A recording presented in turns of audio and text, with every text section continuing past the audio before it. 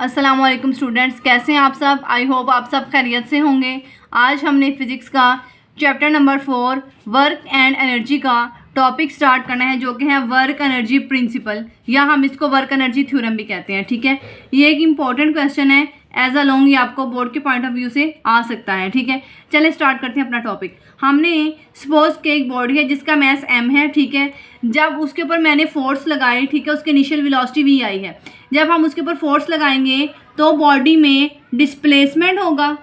ठीक है, फोर्स लगाने से एक्सेलरेशन प्रोड्यूस होगा, जिसकी वजह से बॉडी एक नई पोजीशन पर आ जाएगी। ठीक है, और ये इसका मैस m ही रहेगा। यहाँ पर न्यू पोजीशन पर इसकी वेलोसिटी vf हो गई। ठीक है, और बॉडी ने हमारे पास यहाँ पर डिस्प्लेसमेंट d कवर किया।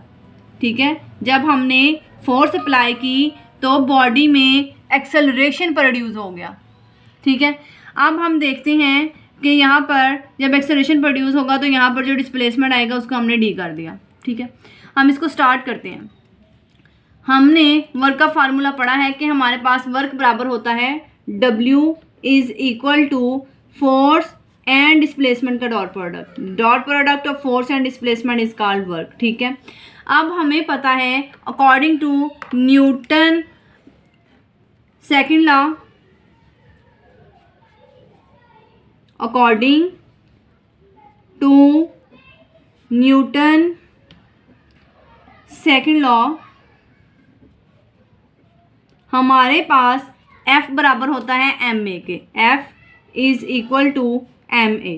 ठीक है, इसको हम इक्वेशन नंबर 1 कह देंगे, इसको हम इक्वेशन नंबर 2 कह देंगे। ठीक है, अब हमें लिखनी है according to third equation of motion, according to third equation of motion.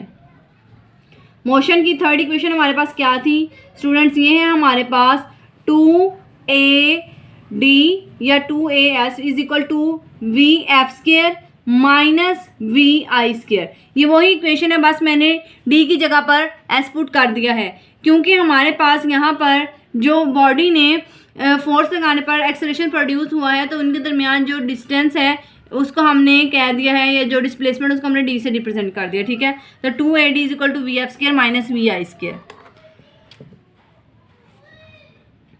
अब यहाँ से हमने बेटा डिस्प्लेसमेंट की वैल्यू निकालनी है। अगर यहाँ से मैं डी की वैल्यू निकालूंगी तो डी बराबर आ जाएगा, ये 2A यहाँ पर जाके क्या हो जाएगा, डिवाइड हो जाएगा। ठीक है, 1/2A इंटू VF का स्क्वायर माइनस VI का स्क्वायर। ठीक है, इसको हम इक्वेशन नंबर 3 कह लेंगे। अब हमने क्या करना है, हमने इक्वेशन नंबर 2 की और 3 की वैल्यू को इक्वेशन नंबर 1 में पुट कर देना है। ठीक है, तो हम लिखेंगे put equation 2 and 3 in equation 1। जब हमने इसको पुट किया तो W बराबर था जो F की जगह पर क्या आएगा स्टूडेंट्स, MA आ जाएगा। ठीक है, और D की जगह पर क्या आएगा, D की जगह पे आएगा 1/2A VF² माइनस VI²। यहाँ पर एक्सेलरेशन और एक्सेलरेशन आपस में कैंसिल आउट हो जाएंगे। बाकी हमारे पास क्या बचा, W बराबर आएगा 1/2 MVF² माइनस VI²। ठीक है, अब हम इसकी ब्रैकेट खोल लें तो ये आएगा 1/2 MVF² माइनस 1/2 MVI²। ठीक है जी, अब हमारे पास ये किसका फार्मूला बन गया, ये स्टूडेंट्स हमारे पास काइनेटिक एनर्जी फाइनल का formula minus kinetic energy initial का फार्मूला बन गया। हम कह सकते हैं वर्क बराबर आया चेंज इन काइनेटिक एनर्जी।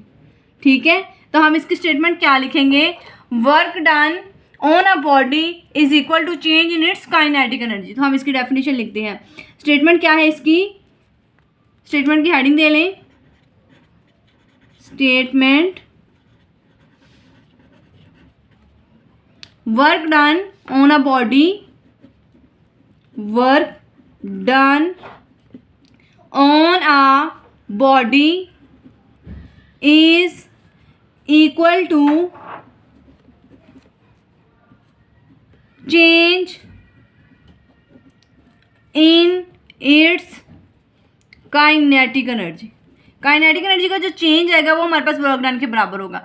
अब यहाँ पर स्टूडेंट्स एक क्वेश्चन है कि क्या सिर्फ ये काइनेटिक एनर्जी का चेंज हो सकता है? नहीं स्टूडेंट्स, ये हमारे पास ग्रेविटेशनल पोटेंशियल एनर्जी का चेंज भी हो सकता है, ये हमारे पास इलास्टिक पोटेंशियल एनर्जी का चेंज भी हो सकता है। फॉर एग्जांपल हमारे पास हमने एक बॉडी है जी, ठीक है, उसको हमने ग्राउंड से उठाया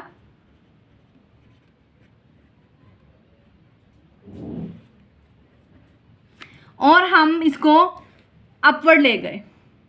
अब हमने इसको यहाँ पर फॉर एग्जांपल डिस्प्लेस कर दिया, तो अब हमारे पास ये जो चेंज आएगा ना, ठीक है, इसकी इनिशियल पोजीशन और फाइनल पोजीशन में ये ग्रेविटेशनल पोटेंशियल एनर्जी में चेंज आएगा।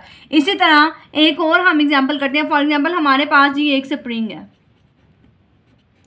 इसको जब हम यहाँ पर फोर्स अप्लाई करेंगे तो ये स्प्रिंग कंप्रेस हो जाएगा, ठीक है, तो ये स्प्रिंग यूं कुछ हो जाएगा। अब हमारे पास ये जो स्प्रिंग में कंप्रेशन आएगा, ठीक है, इसके इनिशियल पोजीशन और फाइनल पोजीशन में जो चेंज आया, ठीक है, हमारे पास ये इलास्टिक पोटेंशियल एनर्जी में चेंज आएगा, ठीक है। तो हमारे पास हम इसकी स्टेटमेंट ऐसे भी लिख सकते हैं, work done on a body, इस पॉइंट में work done on a body is equal to change in its gravitational potential energy, work done on a body is equal to its change in its elastic potential energy. ठीक है students, तो आपका आज का ये topic clear हो गया। मिलते हैं कल इंशाल्लाह next topic absolute potential energy के साथ। तब तक के लिए अल्लाह हाफिज़।